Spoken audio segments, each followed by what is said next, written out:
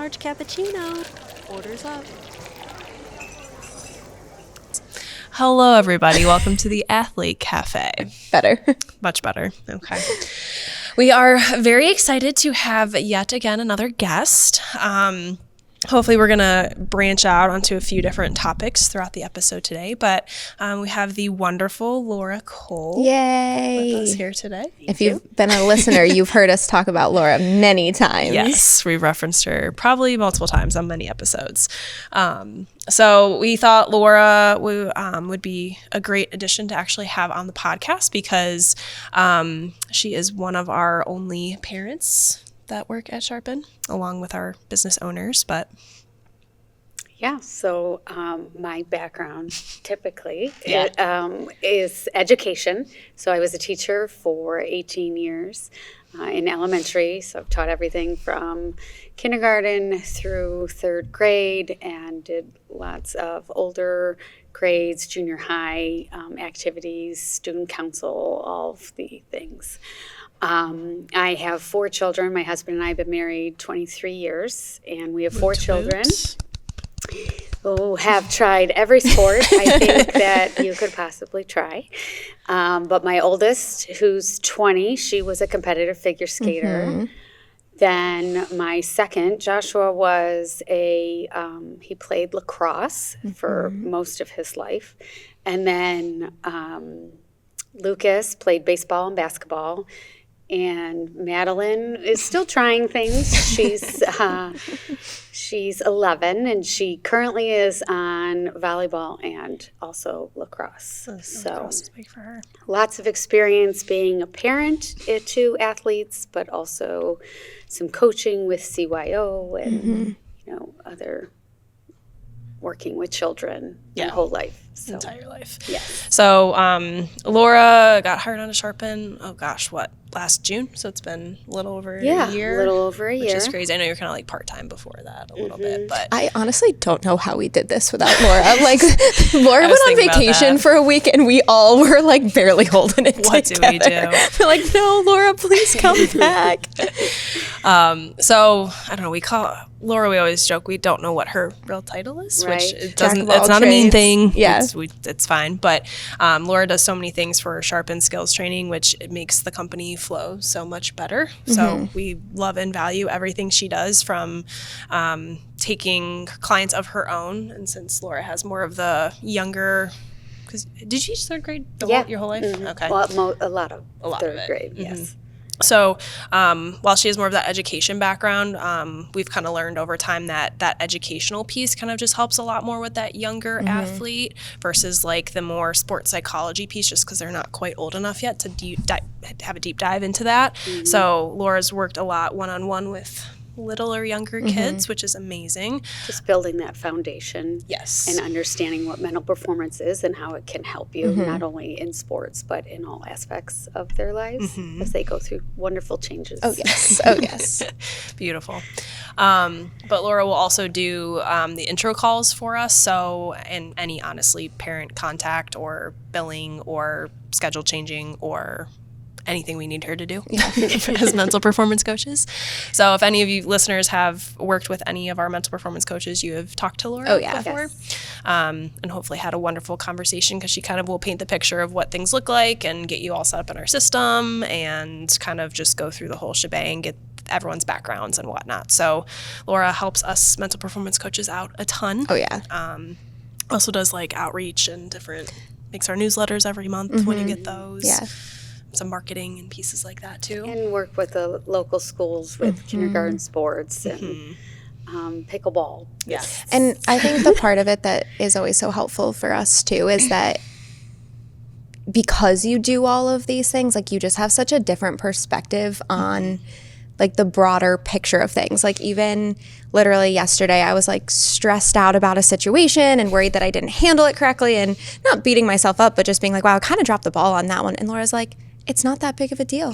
Like, it's really going to be okay. And just saying like, hey, you guys get so narrowed in sometimes. It's Yes. from a broad perspective, it's really okay, and I will help you fix it, and next time try it like this, and just give such good perspective too from that side of things. And also when we're talking to these kids and we're getting so frustrated, and she gives us, developmentally, this is where they're at. Like, you have to remember some of these things, and we're like, okay, yes, thank you. Like, that, it just helps. And that's what's, I think, so helpful with having you on staff, is that you bring such a different perspective to it and can help us fill in all the pieces that, because we are not parents, that we don't often even just think about. And it's so helpful to have that perspective. That's good. I like being the mom of the office. Yeah.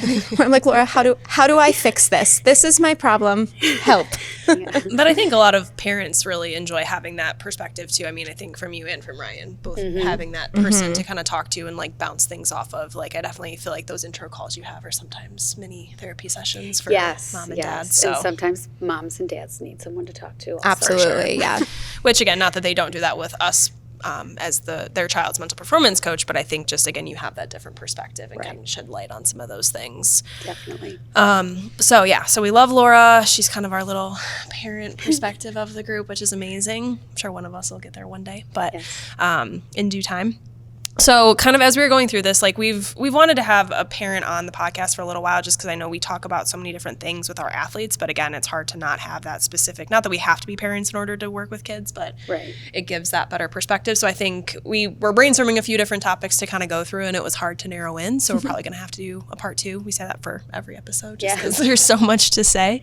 But we can force Laura to come back though. Right. Laura was a little nervous to be here today, but it's a good time. So I think we want to kind of like take a few bigger topics and hopefully like branch out, but really take in kind of Laura's perspective on it from not only the mental performance side, but also just like your experience as a parent and what you've kind of gone through. So hopefully some of her stories and some of her experiences will resonate with any parents that are listening and maybe give some just new insight on how to kind of approach situations a little differently. So I think one of the ones, and I know we've probably talked about it before too, of how to communicate with parents a little bit, but like how to be that role model for your kids. Most definitely. And honestly, there's no perfect parent. No. So a lot of times we put that pressure on ourselves as a parent that we have to do everything perfectly for our child, that they can't have any frustrations, any challenges, things like that. So it's really important to let your children know that there's been times that you've struggled, that you've been challenged, that you've had to work through something difficult, and using those experiences and sharing them with your athletes and or just children is really important, because they want to learn from you. They're always learning from you, whether it's what you're doing, your actions, your words, everything. You are the first teachers of your children, and it's important to be that role model when it comes to language, when it comes to respecting coaches, when it comes to respecting teammates, when it comes to playing on a team and realizing, yeah, you're rooting for your kid, because who doesn't root for their kid? We all root for our children. It's like, that's what we do. Right. And but you also want to remind, especially if it's a team sport, that they are playing on a team sport and you're rooting for their teammates also. But being the role model, whether it's your body language, they can pick up on really, really easily who you like and who you dislike, even if you don't say the words. And maybe it's something that you don't agree with when it comes to the coach or the playing time, or another teammate or another parent that's on the team. The big thing is to save those conversations that you might have with your spouse and or the coach when your child is not there. Because what they want to know is that they're going to respect their coach if you respect the coach. If you talk about the team and or their efforts in a positive light. So it's really important to do that. And it's really hard because you're on those sidelines and you can go from 0 to 100 I in a second. I cannot even imagine. Because, you want the good things to happen. You want your child to be successful. You want them to feel good about themselves. And, you want everyone to love your child as much as you love your child. But that's not always the case. And it's a matter of really making sure that you're presenting a very neutral front when it comes to issues with coaching and teammates and parents and things like that. Did you ever have a situation with one of your kids where like, so I feel like I see so much nowadays of parents kind of overstepping or like going to the coach or like doing things like that. Kind of how did you handle that with, I'm sure each of your kids have been very different depending on their sport. Each of my their children, yes. They're all extremely different. And it's a matter of giving yourself time to cool down. Yeah. Like that's the number one rule. And I know with CYO Sports, they actually put in a rule you need to wait 24 hours before you can contact the coach. It's hard to keep the emotions out of it. Yeah. Like, I mean, that's your baby. Yeah. It's hard to keep the emotions out of it. But ultimately, what's going to be best for them and their athletic success is for you to keep the emotions out of it. Yeah. And to remain calm and to think about the words that you want to use and talk about it with your spouse later on that night and say, hey, I would like to approach the coach about this. What do you think? Instead of just going right off the handle really quickly. Yeah. How do you make the decision of when is it I'm just, I don't love this situation versus I feel like I need to talk to the coach? Because I think I've had so many parents be like, well, should I say something to the coach? Right. I don't want it to be taken out on my kid. And I think that's such a hard thought process. But, how do you know when to go to a coach and have that conversation and when not to? A lot of times I do feel it's best that you discuss it with your athlete. And of course, it's going to depend on the age, right? So when you high school sports,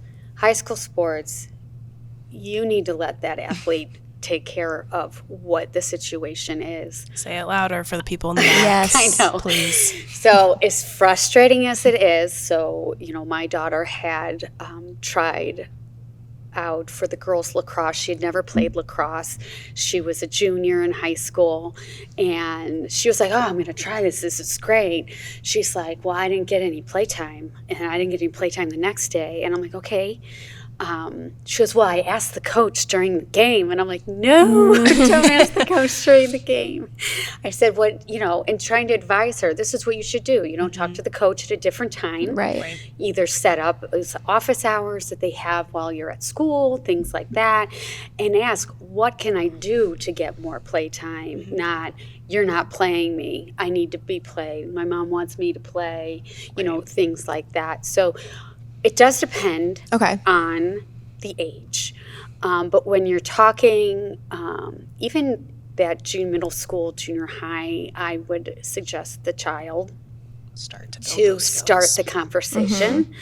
And we've been trying to do that with my son, who's a freshman, when it comes to baseball and even during basketball.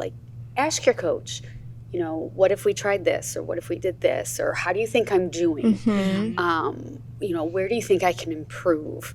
Those types of questions are really important, and hearing that from someone else instead of mom and dad in the car going, you should be the one out there. You should be the one that's taking the ball down and making the shots and doing all this. And a lot of times it's the coaches have a specific plan that the parents are not aware of. So even, as an experienced parent, my youngest was playing in a volleyball game this past weekend, and I was like, you didn't go for the ball. You didn't do this. What is going on? And I'm not well versed in too much volleyball. I can get it over the net, but that's about it. But when it comes to that higher level competitive piece, and so we were talking afterwards, and she's like, Mom, but I'm not the setter. The setter has a job, I have a job. And I'm like, oh, okay. So as a parent, I was thinking, well, you're afraid of the ball and you're walking away. And no, the coach had a whole plan in there. But so I didn't go to the coach. Right. I waited to talk to Madeline after the game, and I said, okay, explain to me what the situation is. Yeah, that makes sense. And honestly, the kids know a lot about their sports, and they're able to tell you. So if I would have not waited and had just gone right off onto the coach, that would not have been good. Yeah, not good that for makes me, not good for my daughter, not good for our relationship as a coach and a parent.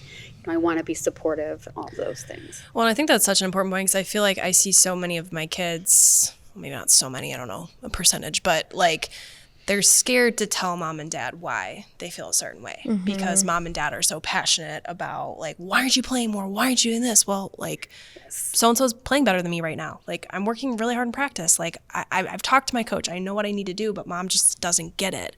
And it's like, I think I love that you're saying that, like giving Maddie the opportunity to explain it to you and like taking her word for it. And like, if it continues to go bad, like maybe down the road, but it's like, okay. And then I said to her, hey, I thought maybe you were afraid of the ball. She's like, no, I'm not afraid of the ball. And she's not afraid of the ball. She says, I just have to step out of the way so the setter can get the ball. I can like picture her having this conversation. Like I can hear her being like, Mom, I'm fine. Yeah, she's fine. She's fine. But I love that. And I think that's so important for parents of like, you see a completely different situation sometimes and what your kids are experiencing, and that's fine, like that's okay, but being able to kind of give them the benefit of the doubt no matter what age they are. No matter what age. And a lot of times what we do as parents is we take our own experiences that we had as a child playing whatever sport we played, and we kind of project that onto what our own children are going through. And so right away, as parents, we get defensive and we're like, well, wait a minute, and that's not, we need to take that piece of it out and really keep it separate. Like this is your child's experience in sports, your experiences in the past, all the good, all the bad, everything all wrapped up. And you want to explain those types of experiences that you had and explain, the good, valid, the bad. It's valuable. Right. But it's also separate. Yeah. And that's important.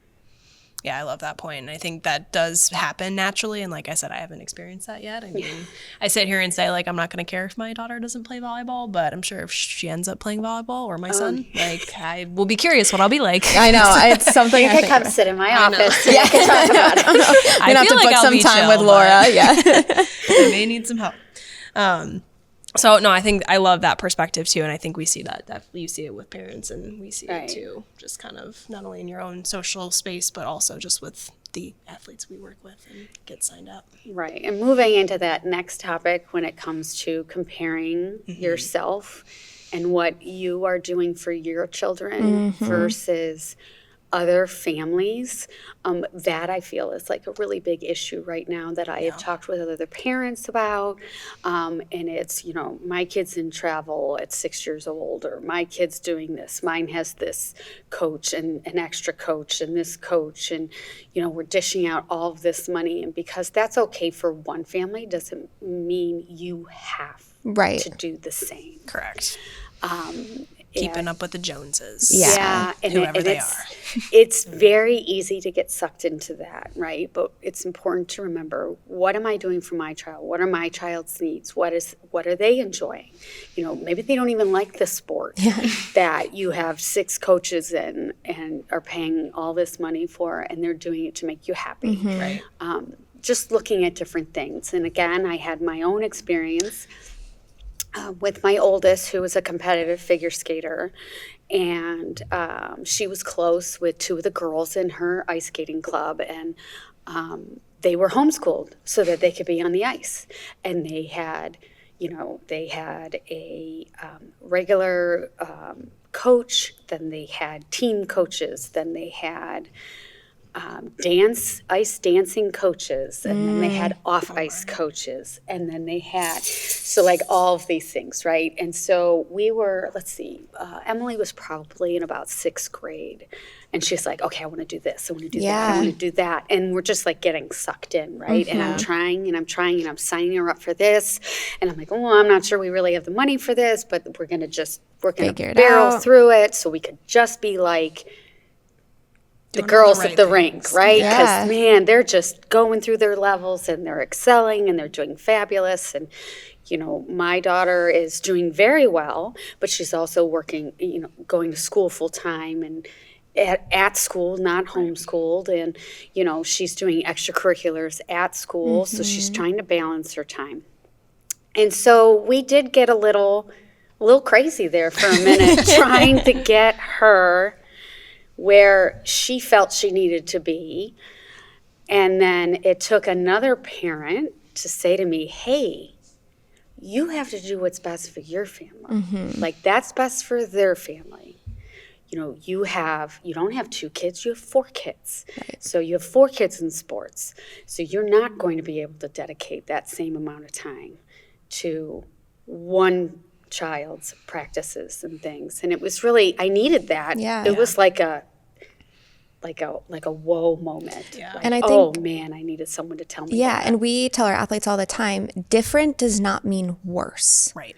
And I think that is something, and I say that if I had $1 for every time, like every situation, it might be different, but that does not mean it's worse or it's bad. It's just different. And the reason it needs to be different could have 1,000 different reasons, but different does not mean worse. Doesn't mean you're doing a worse job or setting her up for failure just because you're not doing all of these things. It's just, that is not what is going to make happy, healthy kids in our family. Right. Because that's just not the dynamics for our family. Exactly. And it's, especially with competitive sports starting so young, Yeah. like you feel like you're just you're behind everybody else. And then you just compare yourself, and you got to take that piece out of it. Moms and dads, take that piece out of it. Yeah. Do what's best for you and your child at all times. Yeah, and I think even that piece of like starting so young, I mean, I don't know if you saw that with kind of from Emily downwards, but like I feel like that is a big change nowadays, especially in like, I mean, volleyball. I mean, kids are starting at age 3, and I'm like, oh my goodness. Hockey, baseball, The tennis, hockey. like any sport, even probably figure skating. So it's like, it's really hard, and I think just kind of seeing like taking a family priority list here of like, what are our values, what do we want, and I feel like that's kind of, you know, obviously something we haven't experienced yet, the rest of us, of being able to like say, what for my family do we need? And it's a hard pill to swallow when you're not signing up for a certain team just because the brother has to go play in a different sport, you know? Right. So I think, but realizing like, is my kid happy? Are they getting what they need? And how to have the conversation if they're like, Mom, well, why aren't we doing this? Or why aren't we going here? Why am I not on that team like so-and-so? Like kind of teaching them to not lead into that comparison piece too. Right. And you don't have to be involved in everything. Yes. Yes. Sometimes when you're involved in everything and you do every single sport, you're not giving your best to those sports. So yes, it's important to be in multiple sports so that the kids are really figuring out what do they love, what do they want to be a part of. But it's also, where can you put your best efforts? Yeah. Because if you have an athlete that is only giving, 20% and 20% to all these different sports, where are they going to excel? They're not. They're going to do all the sports, but are they going to do all the sports well or to their best of their ability? Right. And let them pick which ones they like too. Yeah. Exactly. Make them do the ones they don't want to do anymore. 'Cause, I mean, so many kids feel guilty for being like, oh, I don't want to do this anymore, but like Mom loves this sport, or like Mom loves doing that. And I felt that sometimes too. Like when I quit softball, I remember I'm like, this was me and my dad's thing. Like I feel bad, but I mean, he never made me feel that way. That was all in my own head. Right. But I love that, to not compare and to kind of figure out what's most important for your family. What's best for your kid. I love that. I think one of the other ones, which might be a bulk of conversation, but like I know you've brought up a lot about letting, and this is coming from your teaching background, also your parent background, which I feel like even all of us coaches see this too with kids, of like letting your kids succeed, but also letting them fail. Exactly. Parents don't like watching their kids fail, and I'm saying that as a non-parent, but I'm sure it's very hard. It is very hard. It is very hard for them to learn those lessons on their own, whether it's not studying for a test, whether it's skipping out on practices and then not getting playtime. But those are the decisions that they need to make. And especially when you get to that high school piece of it, right? Where are you at with that? Like, are you pushing them? Are you allowing them to make those mistakes? Are you contacting the coach all the time so that there are no challenges for them to face?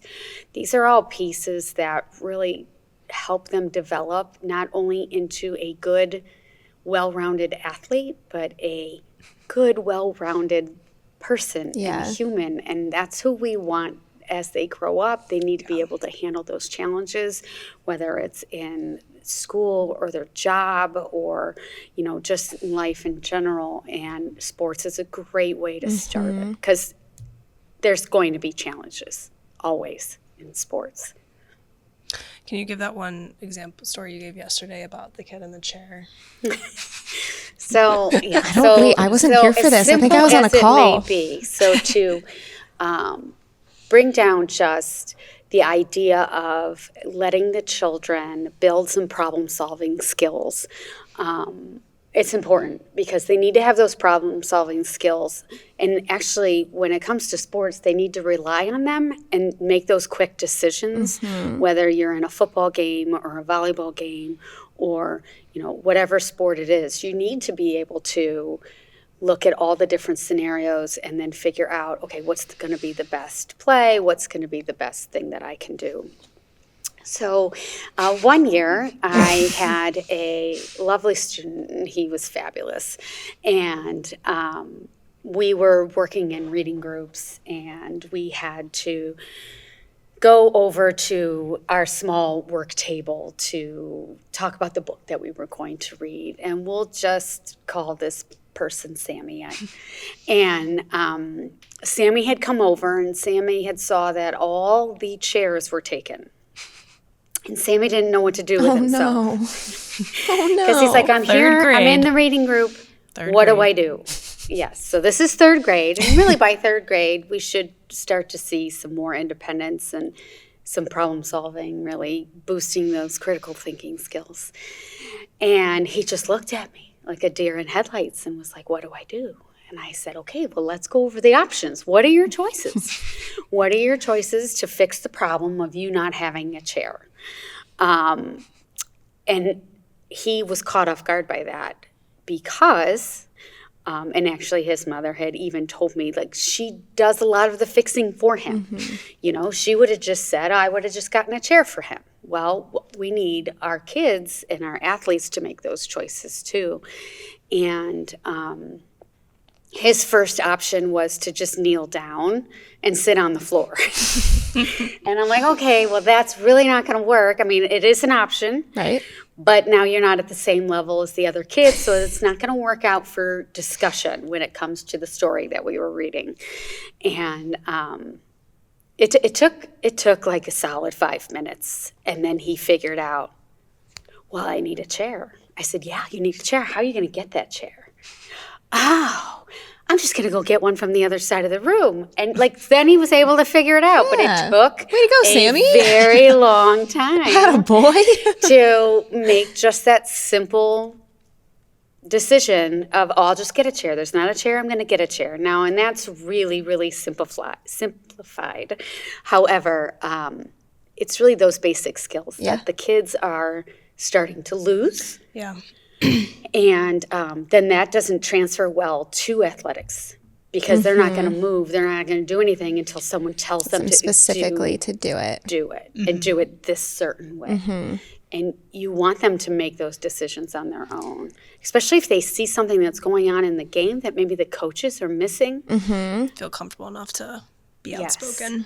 Yes. Yeah, and I even remember my parents being like, that might not be the option that I would have picked, but I'm gonna let you pick it, and you know, if there's consequences, we will handle those when we get there. And I think one of the things that even honestly, my coach was really good at this. You know, in the middle of a gymnastics routine, if something goes wrong, how are you gonna fix it in the middle of a routine, right? If I break my jump connection, in theory, I should just add another jump, right? And it's one of those things where I remember my teammates, they would look at him and be like, well, what do I do? And he was like, you know the rules, try it. And if it's not right and you get more deductions for it, so be it, right? And it's not the end of the world, but being willing to take that risk and just try it or say, this is what I think is the good option, and then going for it. And then if it's the wrong choice, it's the wrong choice. And, then they'll know what choice to make the next time. Exactly. So really looking at all the highs and lows of their sport and their practices and their competitions.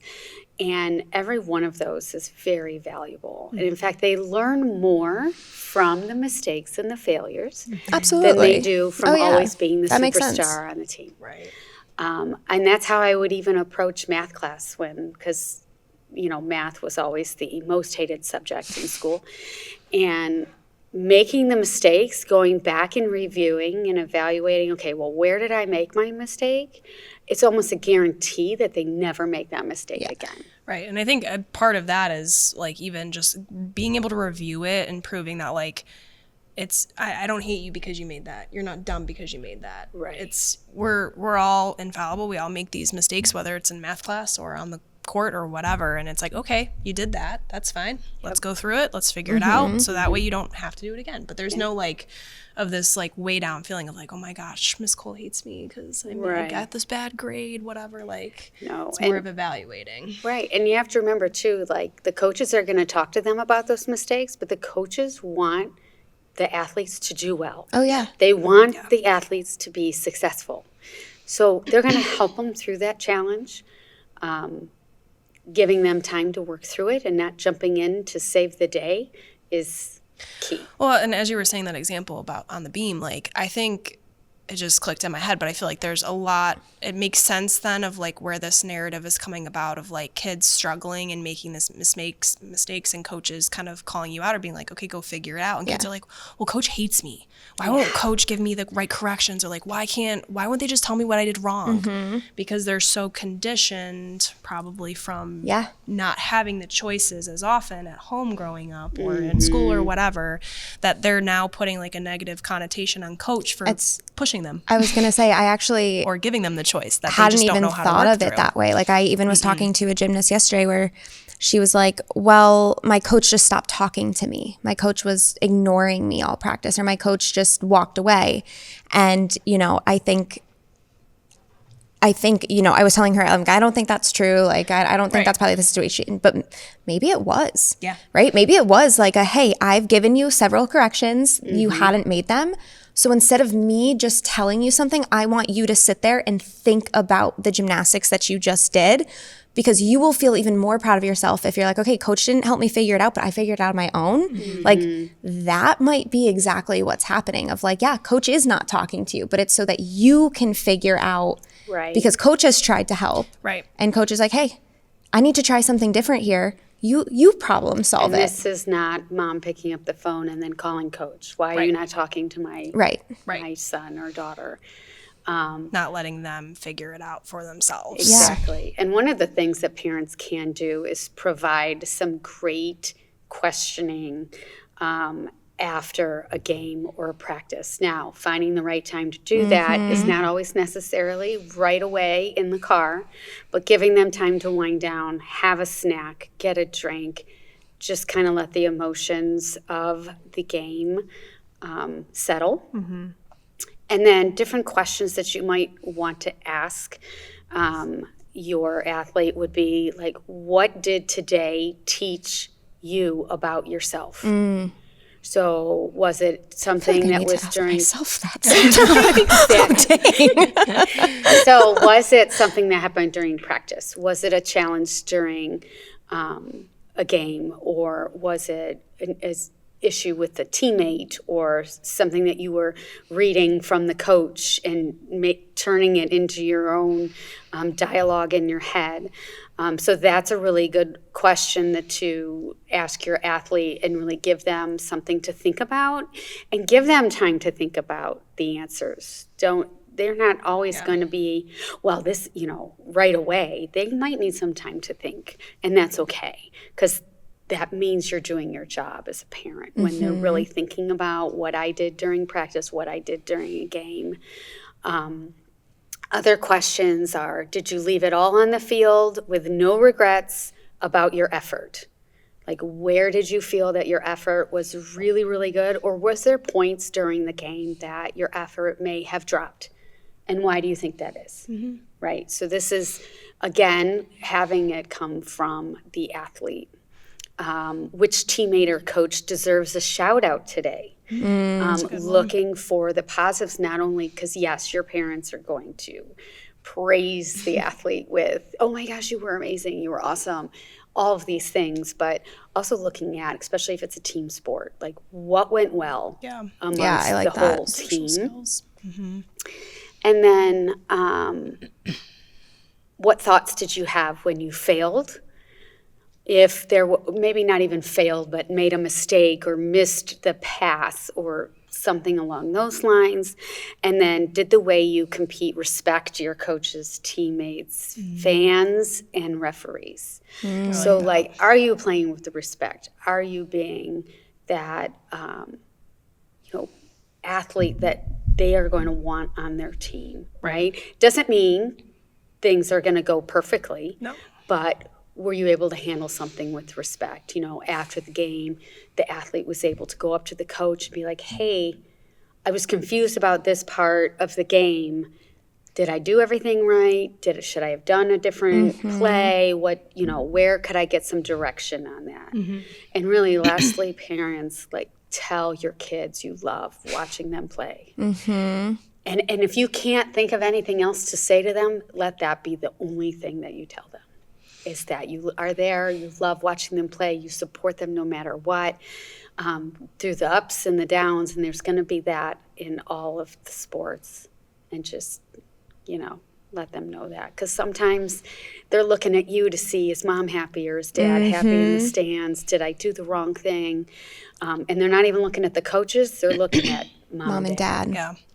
And I've seen such a difference in those kids where that's the first thing that their parents say. I got the really cool opportunity to go to a really big Irish dance competition last year, and I'm going to get to go again this year with a family.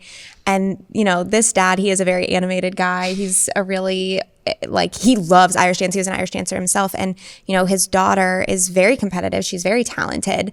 And she would get off that stage and they do 3 rounds. And that dad knows Irish dance more than most people. Like, he could, the whole time I'm standing next to him, he's like, her arms weren't good on that one. Did you see she didn't get her kick all the way up? And he's telling me, like, play by play of everything not going necessarily perfectly, or like, oh, she needs to drill that a little bit more. Or, hey, like, we're going to work on that. And the first thing that he says up is, you know what, kid, like, you looked like you were having so much fun out there. He said, I'm so proud to be your dad. And I was like, ruin me. I was like, I'm just going to cry. And way her face just lights up. And then she goes, but I didn't do this and I didn't do that. And he's like, but you looked great out there, kid. Like, I'm so proud of you. And like, you could visibly see her body language change. And then you'd be like, hey, next time you're up there, I really want you to work on this. I think it's really important that you work on that. Right. But just seeing that, that was the first thing that he said was, I'm so proud of you. Like, you could just see the difference in her face. Like, it just was everything to her. Yep. I think just even too, it emphasizes that they are more than just an athlete. Like, they are your son or daughter, not just another person on the team. Number 5, Exactly. like, you're viewing them as the athlete, but also your child, which, I mean, sounds like a no-brainer, but No, it's hard to separate. it's hard sometimes, for sure. Beautiful. Is there any other big points that you can think of? We could I know. continue. Yes, and yes. Continue Be on. back, I think, just because those were a few, I think, of the bigger ones that we Yes. got. So kind of like a little recap of being that role model, watching your body language, watching your conversations, making sure that you're putting your athlete first, but also not being too overbearing with all of that. Kind of figuring out the values of your family and what works best for your family. Hopefully that is sticking out to someone, like when that parent did it to Yes, you. that was fabulous. And then finally, kind of like celebrating and just giving space for those successes and the failures. Yeah. It is okay for your kids to fail. Easy for me to say as not having kids, but It's hard. It's hard. It's hard. but they are going to be so helpful in the long run in any case, whether it is sports or school or anything like that. And one day they're not going to be in the house anymore, as Laura just experienced. I was going to say, is Laura saying now she's only buying groceries for 4? I know, because 2 are off in college. Where they will be making all of their own decisions. Yes. Also, if you're an athlete, go tell your parents thank you, because these are the things that you think they're just sitting there in the bleachers, but these are all the things of they're worrying, am I doing the right thing? Am I being a good parent? Am I giving them everything they need, right? Like, Most definitely. thanks, parents. Yeah, thank you. Well, cool. Well, thank you so much for joining us, Laura. Thanks, Laura. Thanks for having me. Hopefully it Yeah, wasn't you as did scary such a as you good thought. job. Was it as bad as you thought it was going to be? No, it's not too bad. See, there you go. Good. Well, hopefully she comes back so we can share Yeah, some everybody more be stuff. really nice to her and give her lots of Yes. positive reviews so that she wants to come back. We'll see. But yeah, okay. So hopefully taking some good things away, just parents, some good insights. But we will see you guys next time. Bye. Bye. If you like what you're listening to, be sure to follow the Athlete Cafe on Instagram, TikTok, and YouTube. You can find us wherever you enjoy listening to your podcasts.